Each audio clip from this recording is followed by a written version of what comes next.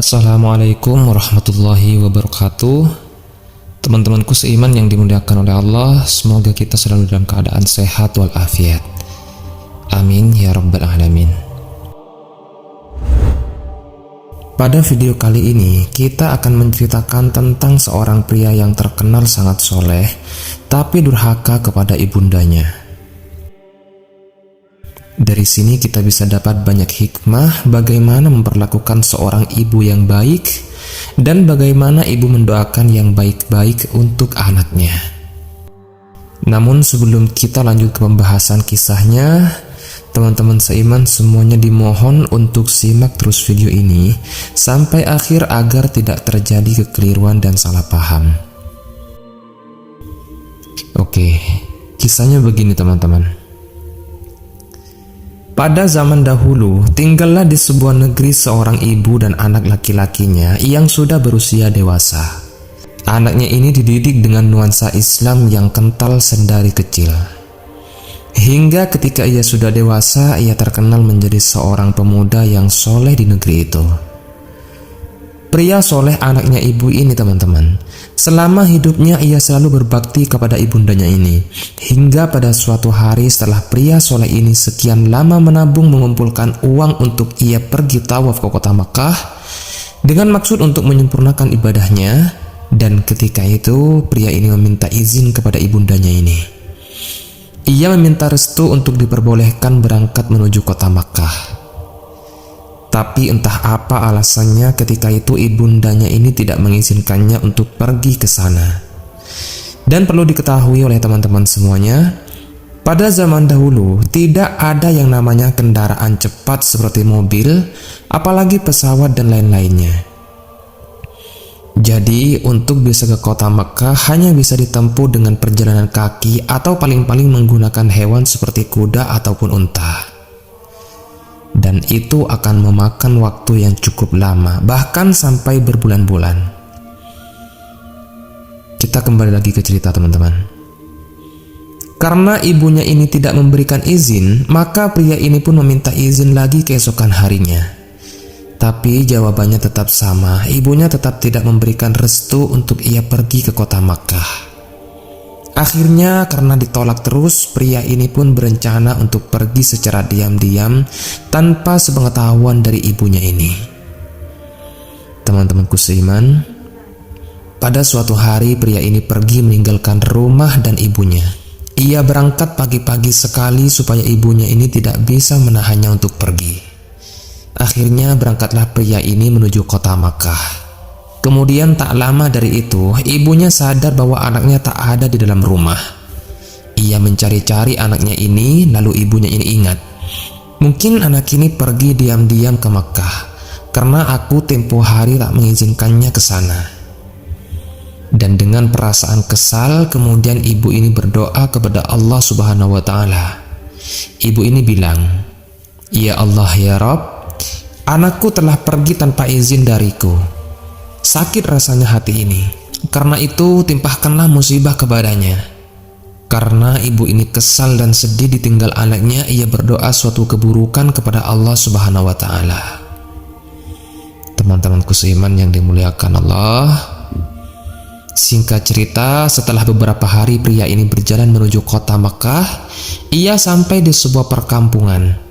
Nah, ketika itu pria ini kelelahan karena perjalanan yang sangat jauh. Maka ia memutuskan untuk beristirahat di perkampungan tersebut. Ia pun pergi menuju sebuah masjid yang ada di kampung itu. Lalu pria ini mengambil wudhu dan melaksanakan sholat sebelum ia beristirahat. Maka ketika ia sedang sholat, ketika itu ada peristiwa pencurian yang terjadi di salah satu rumah yang tak jauh dari masjid ini.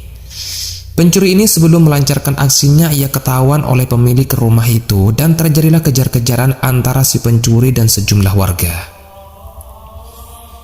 Warga yang marah berlarian mengejar pencuri ini. Rupanya teman-teman, pencuri ini lari dan bersembunyi ke arah masjid di tempat pria soleh tadi melaksanakan sholat. Warga pun yang melihat, mereka langsung berhamburan lari menuju masjid. Maka ketika masjid tiba-tiba ramai oleh warga yang marah, mereka melihat di dalam masjid hanya ada seorang pria yang sedang melaksanakan sholat. Lalu mereka pikir maling ini berpura-pura sholat supaya bisa terhindar dari amukan warga. Ya, karena memang ketika itu tak ada orang lain selain pria ini yang ada di dalam masjid. Kemudian warga yang marah langsung menarik pria soleh ini ketika sholat dan menyeretnya keluar dari masjid. Kemudian warga secara beramai-ramai memukulinya tanpa bertanya apapun. Dan pria soleh ini pun tak bisa berkata apa-apa karena saat itu amarah warga tengah berkecamuk.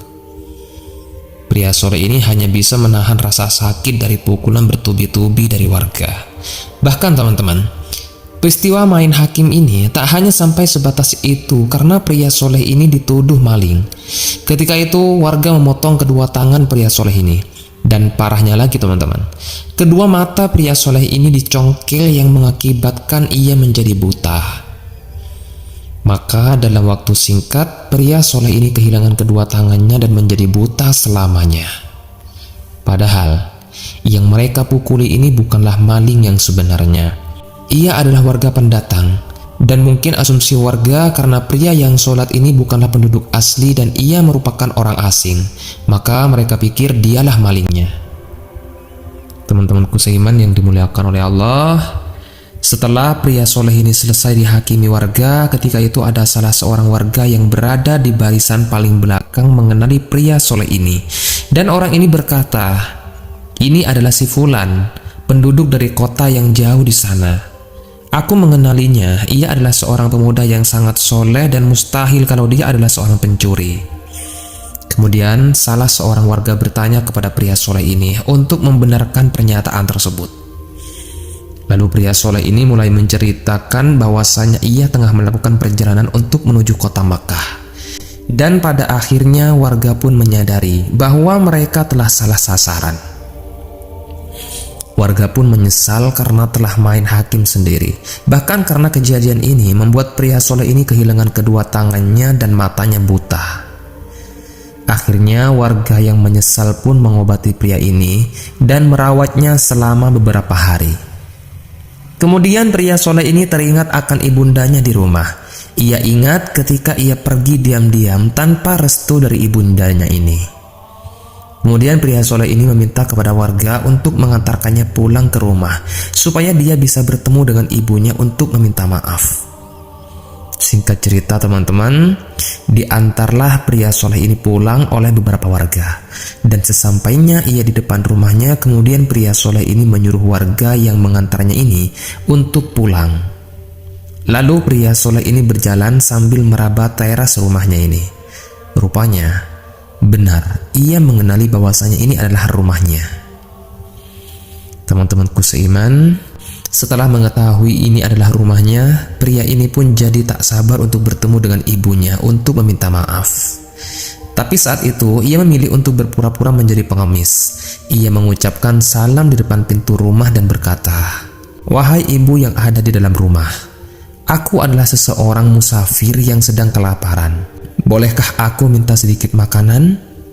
Lalu si ibu yang mendengar ucapan ini berkata dari balik pintu tanpa membukanya, "Baiklah, ini aku ada sepotong roti untukmu. Ambillah nak." Ibu ini mengeluarkan sedikit tangannya yang memegang roti dari balik pintu rumah itu. Kemudian pria ini berkata, "Aku tak punya tangan untuk mengambilnya. Bolehkah engkau keluar wahai ibu?" Lalu si ibu berkata, "Maaf nak, aku tidak bisa keluar. Kita bukanlah mahram. Islam melarang untuk melihat seseorang yang bukan mahramnya." Kemudian pria ini berkata, "Tenang saja bu, aku tak punya mata untuk melihat." Jawaban ini membuat ibu ini keluar dari balik pintu dan betapa terkejutnya. Ternyata pria yang sedari tadi ngobrol ini dengannya adalah putranya yang telah diam-diam pergi tempo hari. Kemudian anaknya langsung bersimpu di kaki ibunya sambil menangis. Dia berkata, "Aku adalah anakmu bu, yang telah durhaka kepadamu. Maafkanlah aku ibu." Air mata bercucuran di pelupuk mata. Ibunya merasa menyesal karena telah mendoakan keburukan kepada anaknya. Ia begitu berduka melihat kondisi putranya yang pulang dalam kondisi buta dan tanpa kedua tangannya. Teman-temanku seiman yang dimuliakan oleh Allah, Begitu mengerikannya teman-teman, doa keburukan dari orang tua. Kisah ini menjelaskan kepada kita bahwasanya ridho Allah ada pada ridho orang tua. Si pria soleh tak mendapat ridho dari ibunya, padahal alasannya sederhana dan nampak baik. Ia hanya ingin pergi ke kota Makkah untuk ibadah. Si pria soleh merasa keinginannya benar hingga mengabaikan restu dari ibunya. Wallahu a'lam bishawab. Jadi itulah kisah tentang seorang anak soleh tapi durhaka kepada orang tuanya. Dan semoga kisah ini bermanfaat untuk kita semua. Lebih dan kurangnya mohon dimaafkan, yang benar datangnya dari Allah Subhanahu wa Ta'ala. Khilaf atau keliru itu datangnya dari saya pribadi sebagai manusia biasa. Saya akhiri, wassalamualaikum warahmatullahi wabarakatuh.